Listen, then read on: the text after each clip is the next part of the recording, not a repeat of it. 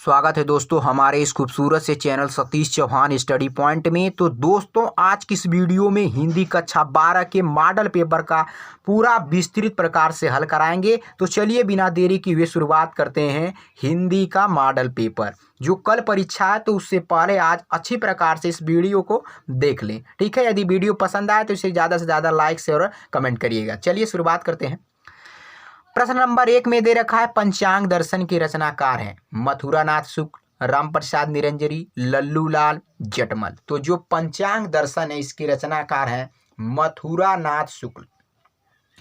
ए और वे किस विद्या की रचना है? जीवनी, कहानी, संस्मरण, उपन्यास। तो ए और वे संस्मरण विद्या की रचना है।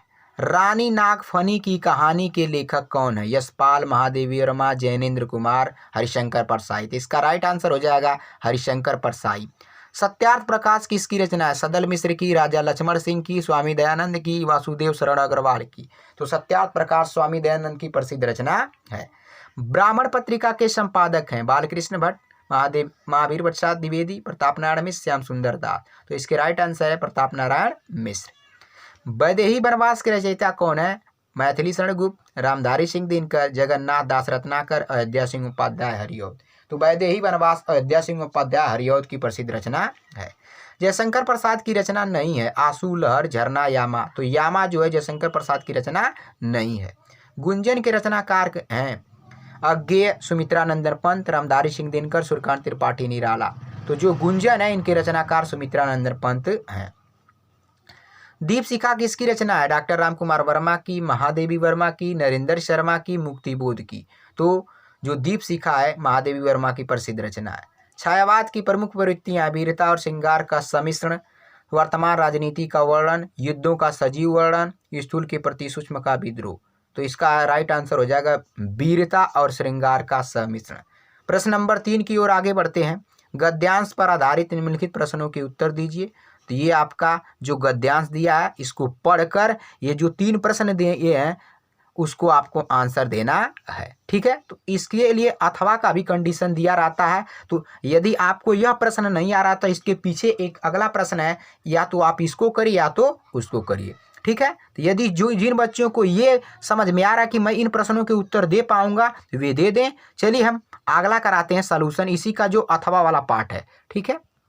तो चलिए ये है आपका अथवा में कहा कि जीवन के बिटप का पुष्प संस्कृति है। संस्कृति के सौंदर्य और सौरभ में राष्ट्रीय जन के जीवन का सौंदर्य और यश अंतर्निहित है। ज्ञान और कर्म दोनों के पारस्परिक प्रकाश की संज्ञा संस्कृति है। भूमि पर बसने वाले जन ने ज्ञान के क्षेत्र में जो सोचा है और कर्म के क्षेत्र में जो रचा है, दोनों के रूप में हमें राष्ट्रीय संस्कृति के दर्शन मिलते हैं।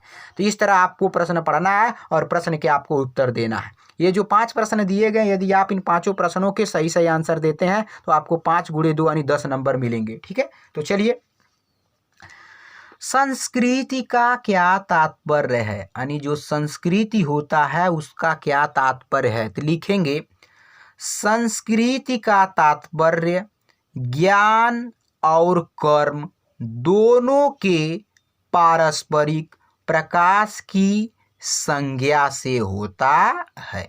फिर से देख लीजिए, संस्कृति का तात्पर्य ज्ञान और कर्म दोनों के पारस्परिक प्रकाश की संज्ञा होता है। तो ये हो जाएगा आपका पहले का आंसर। दूसरे के देखिए, लेखक ने क्यों कहा है कि संस्कृति के सौंदर्य में जीवन का सौंदर्य छुपा हुआ है? तो बताएंगे लेखक ने इसलिए कहा है कि संस्कृति के सौंदर्य में जीवन का सौंदर्य छुपा हुआ है क्योंकि संस्कृति के सौंदर्य और सौरभ में राष्ट्रीय जन के जीवन का सौंदर्य और यश अंतर्निहित होता है। तीसरा प्रश्न है राष्ट्रीय संस्कृति किसे कहते हैं? तब इसका आप आंसर लिखेंगे कि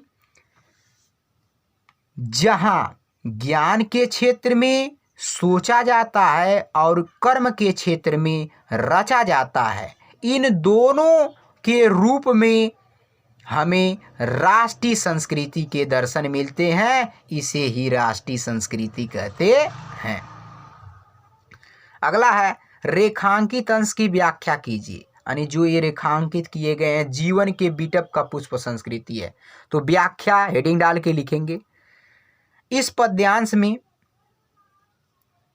गद्यांश में कवि वासुदेव शरण अग्रवाल जी राष्ट्र के स्वरूप के बारे में बताते हुए वर्णन कर रहे हैं कि जो जीवन का जो बिटप माने वृक्ष है, जो वृक्ष का पुष्प माने फूल है, वही हमारी संस्कृति है। इसी संस्कृति से हमारी जीवन धारा चलती रहती है और बिना वृक्ष के हमारे जीवन की कल्पना नहीं की जा सकती। उसी तरह एक मनुष्य को जीवित रहने के लिए संस्कृति की आवश्यकता होती है। ये रहा आपका व्याख्या। 5वां प्रश्न है पाठ का शीर्षक और लेखक का नाम लिखिए। तो इस पाठ का शीर्षक का नाम है राष्ट्र का स्वरूप और लेखक का नाम है वासुदेव शरण अग्रवाल। चौथा प्रश्न की ओर आते हैं। पद्यांश पर आधारित निम्नलिखित प्रश्नों के उत्तर दीजिए। ये 10 नंबर का पूछा जाएगा। तो चलिए। नीरख सखी एक खंजन आए, फेरे उन मेरे रंजन, ते नयन इधर मन भाए, फैला उनके तन का यातप मन से सरसाए, घूमे वे इस ओर यहाँ ए हंस यहाँ उड़ छाए, करके ध्यान आज इस जन का निश्चय वे मुस्काए, फूल उठे हैं कमल अधर से हैं बंदूक सुहाए। इन 5 प्रश्न के आपको उत्तर देना, आपको 10 नंबर मिलेगा। सखी को खंजन दिखाने का तात्पर्य क्या है? तो लिखेंगे सखी को खंजन दिखाने का तात्पर्य है कि लक्ष्मण जी इस रास्ते से गुजर चुके हैं। ठीक है। दूसरा प्रश्न हो जाएगा आपका,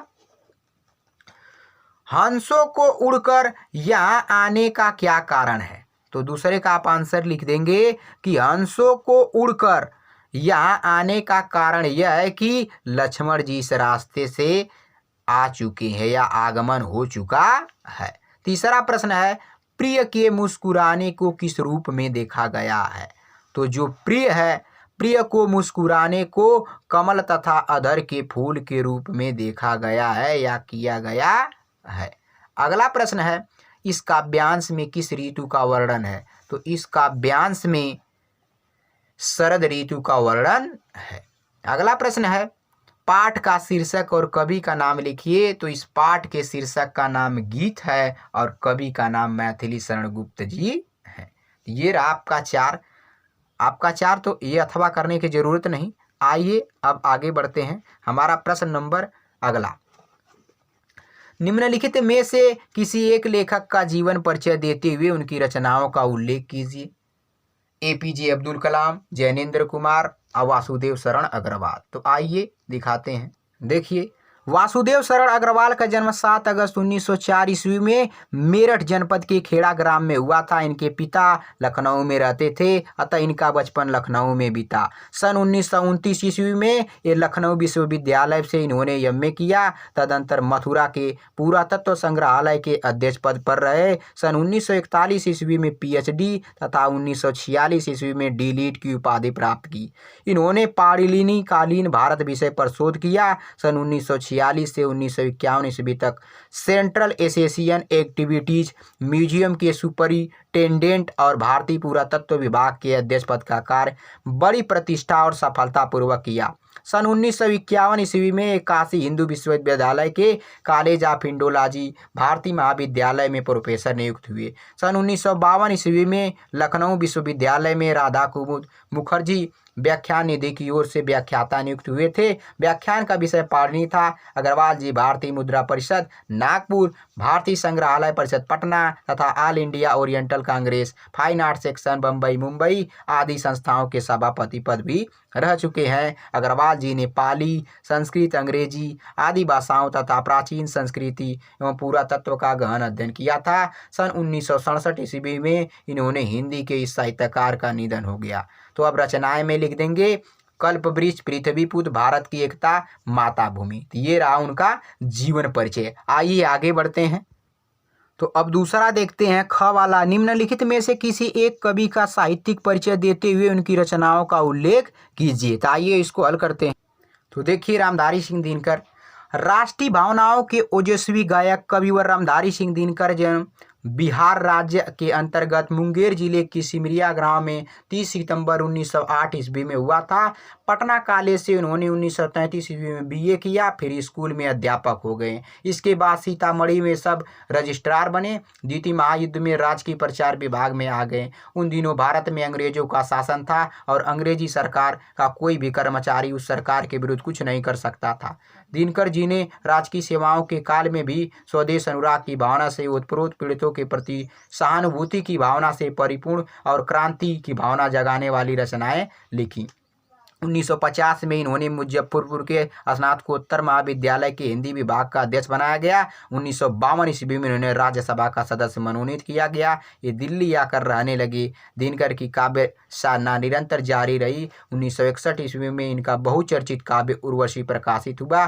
सन 1964 ईस्वी में इन्होंने केंद्रीय सरकार की हिंदी समिति का परामर्शदाता बनाया गया। इस पद से अवकाश और ग्रहण करने के अदंतर ये पटना में रहने लगे। इनके जवान बेटे की मृत्यु ने इस ओजस्वी व्यक्तित्व को सहसा खंडित कर दिया और तिरुपति के देव विग्रह से व्यथा कथा समर्पित करते हुए दिनांक 24 अप्रैल 1974 को चेन्नई में परलोक सिधार गए। रचनाएं में आप लिखेंगे इनकी रचनाएं रेणुका, द्वंद्व गीत, हुंकार, रसवंती, चक्रवात, तो ये आप ये रचनाओं को ही लिख सकते हैं। आइए आगे बढ़ते हैं। तो हमारा अगला प्रश्न है, कथानक के आधार पर पंचलाइट अथवा बहादुर कहानी के तत्वों पर प्रकाश डालिए, अधिकतम 80 शब्द में। इस प्रश्न को करने पर आपको 5 नंबर मिलेंगे। या तो पंचलाइट कहानी लिखिए, या तो बहादुर कहानी, या खून का रिश्ता, या कर्मनाशा की यार। इन चारों में से कोई एक आपको लिखना है, इसके लिए आपको 5 नंबर मिलेंगे। तो आइए लिखते हैं। तो ये रहा बहादुर कहानी का सारांश। देखिए, अमरकांत जी द्वारा लिखित इस कहानी में आधुनिक भारत के एक छोटे से परिवार का परिवेश है। बहादुर नेपाल का 12 से 13 वर्ष का लड़का है जो इस कहानी का नायक है। इसके पिता की युद्ध में मृत्यु हो चुकी है। मां की पिटाई से परेशान होकर घर से भागकर एक मध्यम वर्गीय परिवार में नौकरी कर ली है। बहादुर परिश्रम से घर में काम करता है, जिससे गृहस्वामिनी निर्मला बहुत खुश रहती है। निर्मला ने उसका नाम बहादुर रखा। बहादुर देर रात तक काम करता, सुबह जल्दी उठकर काम में जुट जाता। वह इसी खुशी में था और हर समय हंसता रहता था। वह रात को सोते समय पहाड़ी भाषा में कोई गीत गुनगुनाता रहता था। हंसना और हंसाना मानो उसकी आदत बन गई। किशोर निर्मला का उद्दंड बेटा था। उसने अपने सारे काम बहादुर के सौंप दिए थे। यदि बहादुर से उसके काम में तनिक से भी असावधानी होती तो वह उसकी पिटाई कर देता। पीटकर बहादुर एक कोने में चुपचाप खड़ा हो जाता और कुछ देर बाद पूर्वतक काम में लग जाता। एक दिन किशोर ने बहादुर को सुअर का बच्चा कह दिया। बहादुर इस गाली को सहन न कर सका। उसने अपना काम करने से मना कर दिया।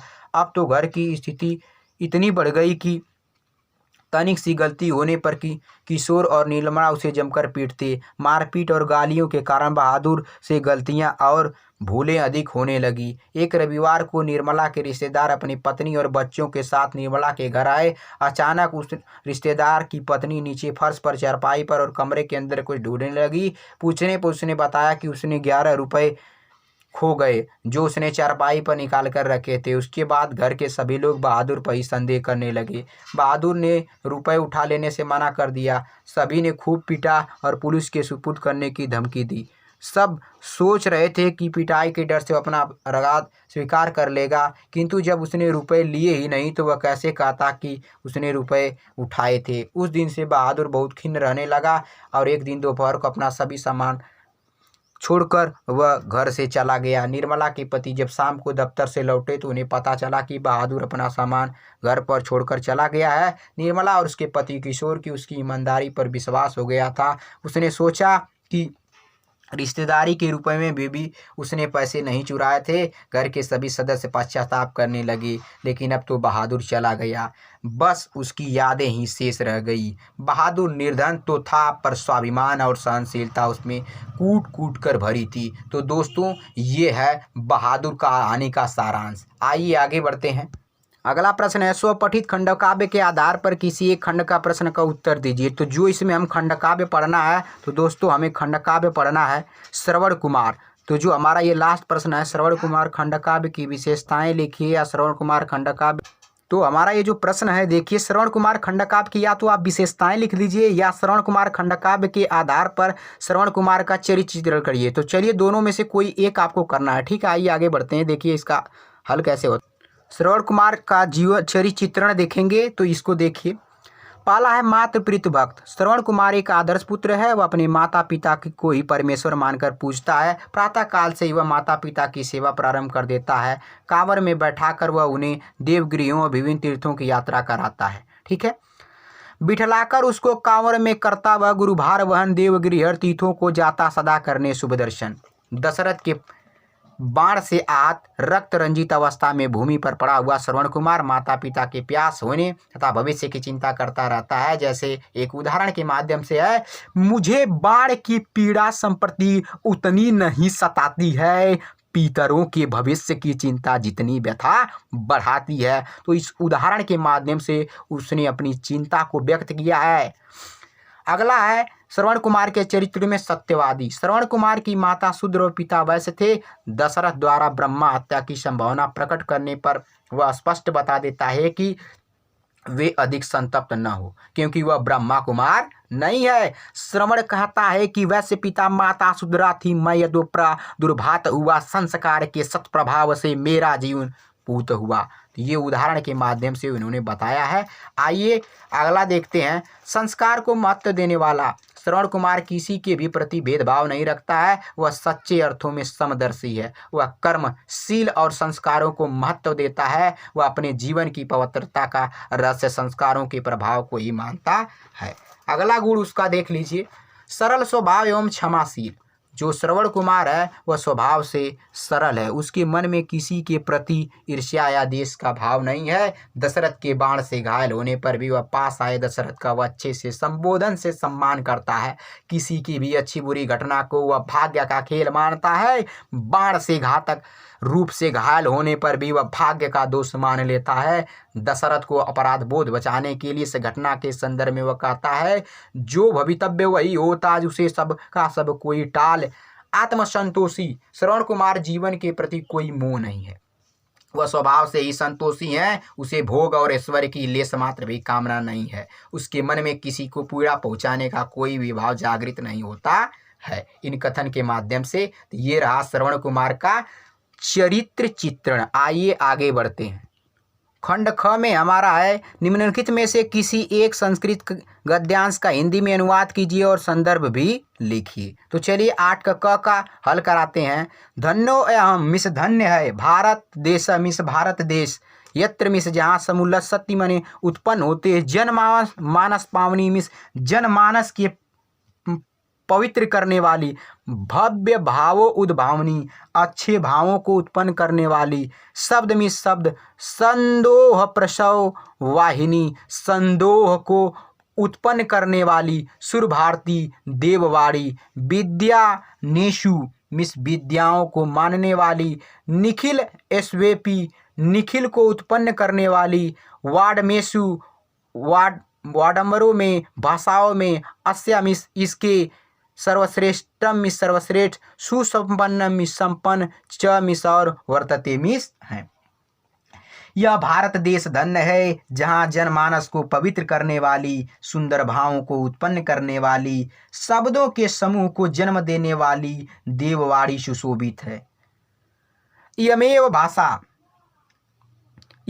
भाषा संस्कृत नामनानी, इयमेव मिस यह भाषा मिस भाषा, संस्कृत नामनामी संस्कृत नाम से, लोके माने संसार में, प्रथिता माने प्रसिद्ध, अस्ति माने है।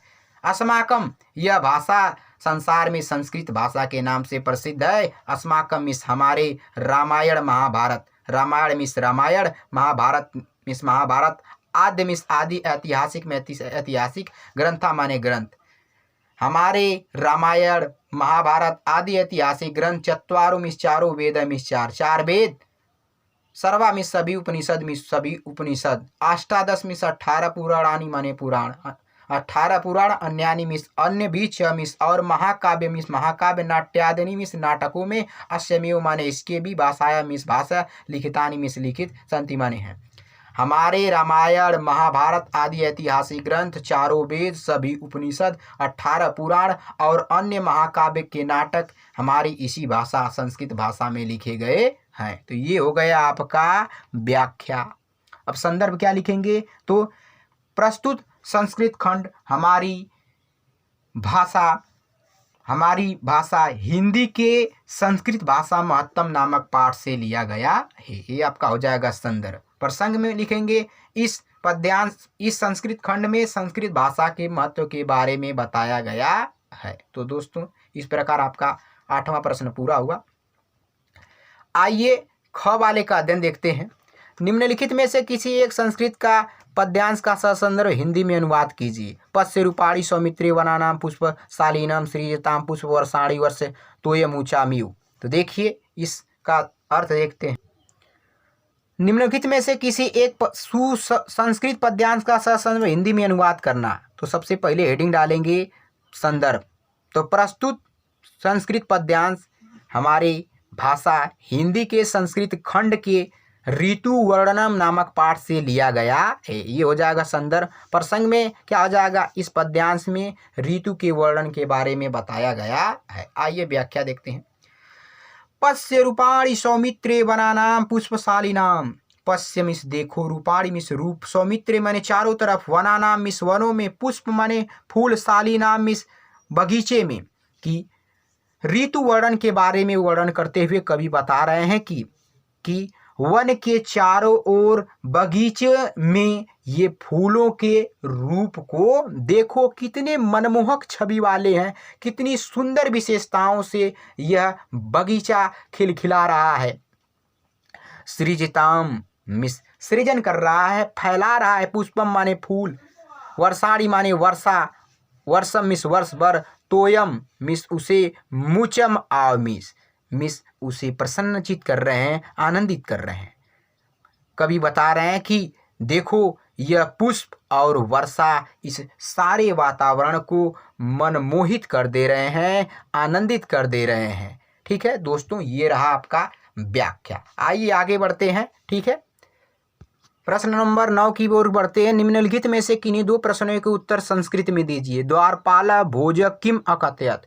द्वारपाल भोजम, द्वारपाल ने राजा भोज से क्या कहा। तो द्वारपाल भोज अकथयत कौपीन अवशेषम नग्न अवस्थाम धारणम एकः पुरुषः अस्ति। यानी लंगोटी मात्र पहने एक व्यक्ति द्वार पर खड़ा है। ये आपका संस्कृत में आपको लिखना है। ठीक है, फिर से देख लीजिए। द्वारपाल भोज कथयत, भोज कौपीन अवशेषो एक पुरुषः अस्ति।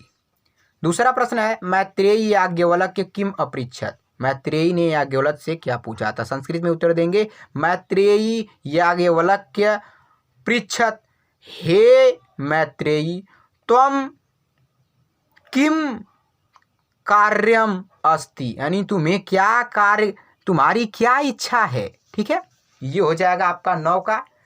प्रश्न नंबर 10 की ओर आगे बढ़ते हैं। करुण रस अथवा रौद्र रस का अस्थायी भाव के साथ उदाहरण लिखिए। ये देखिए करुण रस, प्रिय वस्तु के विनाश से जो दुख उत्पन्न होता है उसे करुण रस कहते हैं। इसका अस्थायी भाव शोक होता है। जैसे अभी तो मुकुट बधा था माथ हुए कल हल्दी के हाथ, खुले भी न लाज के बोल, खिले थे सुम्बन शून्य कपोल, हाय रुक गया यही संसार, बना सिंदूल अन अंगार, बात हतलतिका यह सुकुमार, पड़ी है छिन्नाधार। इस उदाहरण में मुकुट का बांधना, हल्दी के हाथ होना, लाज के बोल का न खुलना उद्दीपन है और वायु से घायल लतिका के समान नायिका का बेसहारा होना अनुभव है। इस प्रकार यह करुण रस है। इस प्रकार यदि आप इसे लिख सकते हैं तो 2 नंबर मिल जाएगा। चलिए आगे बढ़ते हैं। ख वाला प्रश्न है अनुप्रास अथवा भ्रांतिमान अलंकार की परिभाषा सो उदाहरण लिखिए। तो आइए देखते हैं अनुप्रास अलंकार। जहाँ एक वर्ण की आवृत्ति 2 या 2 से अधिक बार होती है तो वहाँ अनुप्रास अलंकार होता है। जैसे चारुचंद्र की किंचंचल किरणें खेल रही है जल थल में, तरनी तनुजा तट तमाल तरुअर बहुछाए। पहले उदाहरण में च वर्ण की आवृत्ति होने से अनुप्रास अलंकार है तथा दूसरे वर्ण में त वर्ण की आवृत्ति होने से अनुप्रास अलंकार है। आइए आगे देखते हैं। रोला अथवा इंद्रवर्जा का लक्षण लिखते हुए उसका एक उदाहरण भी लिखिए। तो आइए देखते हैं रोला अथवा इंद्रवर्जा। तो देखिए रोला, यह एक सममात्रिक छंद है। इसमें 4 चरण होते हैं और प्रत्येक चरण में 24 मात्राएं होती हैं। 11 और 13 मात्राओं पर यति होती है। जैसे को पापी पंच तत्व प्राप्त सूनी जगमन धावत, बनी बनी बामन वीर बढ़त चौचंद मचावत, पै ताकी ताकी लोथ पथगा के तट लावत, 9 2 11 होत 3 5 यहीं बिसरावत। तो दोस्तों इसमें मैं छंद में मात्रा नहीं लगा पाऊंगा क्योंकि समय कम है, ठीक है। तो यदि आप छंद में मात्रा नहीं लगाना चाहते हैं तो आप हमारे वीडियो में जा सकते हैं। पिछले वीडियो में हमने बता रखा है कि कैसे मात्रा लगाया जा सकता है, या हिंदी की प्लेलिस्ट में जा सकते हैं। तो आइए आगे बढ़ते हैं बिना देरी के। अगला प्रश्न है, निम्नलिखित में से किसी एक विषय पर अपनी भाषा शैली में निबंध लिखिए। मेरा प्रिय कवि, हम दो, हमारे दो, अभिरुचि, हमारे साथी, समाचार पत्र की उपयोगिता, जीवन में अनुशासन का महत्व। तो किसी भी विषय पर आप निबंध लिख लीजिए। निबंध में होता है प्रस्तावना, कारण, परिणाम, उपाय और उपसंहार। इसकी भी वीडियो आपको हमने हिंदी की प्लेलिस्ट में बना रखी है। जो लोग नहीं जानते हैं वो लोग जाकर देख लें, और जो लोग जानते हैं इसको लिखने का कोशिश करें, ठीक है। चलिए, तो ये आप उम्मीद है कोशिश कर रहे हैं हम कि आप इस किसी भी विषय पर, इनमें से जो आपको विषय समझ में आ रहा है उसमें से किसी एक विषय पर आप निबंध लिख सकेंगे। चलिए आगे बढ़ते हैं। नयनम का संधि विच्छेद है तो नेधन अनम, जो ये वाला हमारा स वाला है ये हो जाएगा हमारा राइट आंसर। वृद्ध का संधि विच्छेद है, ठीक है, तो जो वृद्ध शब्द है इसका हमारा संधि विच्छेद बृहधन अध, हमारा अ वाला आंसर राइट हो जाएगा। रामस धन चरती का संधि विच्छेद है रामस धन चरती, ये ब वाला हमारा राइट आंसर हो जाएगा। ख वाले का फर्स्ट है आजन्म में समास है, तत्पुरुष बहुब्रीहि अव्ययी भाव इनमें से कोई नहीं, तो आजन्म में अव्ययी भाव समास है। चंद्रशेखर में समास है बहुब्रीहि समास, द्विगु समास, कर्मधारय तत्पुरुष, तो बहुब्रीहि समास है। तिष्ठाव अथवा अदाम किस धातु, किस लकार, किस पुरुष अथवा किस वचन का रूप है। तो हमारा जो ये तिष्ठ शब्द है, तिष्ठ धातु, लोट लकार, उत्तम पुरुष और द्विवचन का ये जो तिष्ठाव है ये रूप है। ख वाला प्रश्न है, राज्यो रूप है राजन शब्द का, राजन शब्द का कौन सा रूप है, ठीक है। तो ये हमारा पंचमी विभक्ति द्विवचन, षष्ठी विभक्ति द्विवचन, तृतीया विभक्ति एक वचन, चतुर्थी विभक्ति एक वचन। तो जो हमारा ख वाला है कि राज्यो, ये हमारा आंसर हो जाएगा षष्ठी विभक्ति द्विवचन। अगला सवाल है, अभिरूप है इदम शब्द स्त्रीलिंग का, द्वितीय विभक्ति द्विवचन, तृतीय विभक्ति बहुवचन, सप्तमी विभक्ति बहुवचन, चतुर्थी विभक्ति बहुवचन। तो ये जो हमारा है कि तृतीय विभक्ति बहुवचन। पठितव्य शब्द में प्रत्यय है अनियर, तल, त्वा या तब्यत, ठीक है, तो ये हमारा हो जाएगा तब्यत प्रत्यय। लघुता शब्द में प्रत्यय है त्व, तल, तब्यत, अनियर, ठीक है, तो इसका हमारा राइट आंसर हो जाएगा तल प्रत्यय। रेखांकित पदों में से किसी एक पद में प्रयुक्त विभक्ति उसे संबंधित नियम का उल्लेख कीजिए। गृह परितम उद्यानम अस्ति, परितः शब्द दिया है, परिता और अभिता के योग में द्वितीय विभक्ति होती है। जहाँ भी परिता अभिता शब्द आता है वहाँ द्वितीय विभक्ति होती है। तो पहले में हमारा द्वितीय विभक्ति है उसकी परिभाषा भी लिख देंगे। दूसरा ऐसा कर्णेन बाधिर अस्ति, वह कान से बहरा है, तो जिन अंगों में विकार होता है वहाँ तृतीय विभक्ति होता है। अगला प्रश्न देखिए, निम्नलिखित में से किन्हीं दो वाक्यों का संस्कृत में अनुवाद कीजिए। मुझे पढ़ना चाहिए, मम पठेयम। तुम क्या क्या करते हो, त्वम किम किम कुर्वसी। तो दोस्तों ये रहा मॉडल पेपर। मुझे उम्मीद है कि आपको पसंद आएगा। यदि वीडियो में कहीं भी परेशानी हो, कहीं भी नहीं समझ में आए, प्लीज़ आप उसे कमेंट करें, ठीक है। मिलते हैं नेक्स्ट वीडियो में, ठीक है। तब तक के लिए बाय बाय, धन्यवाद।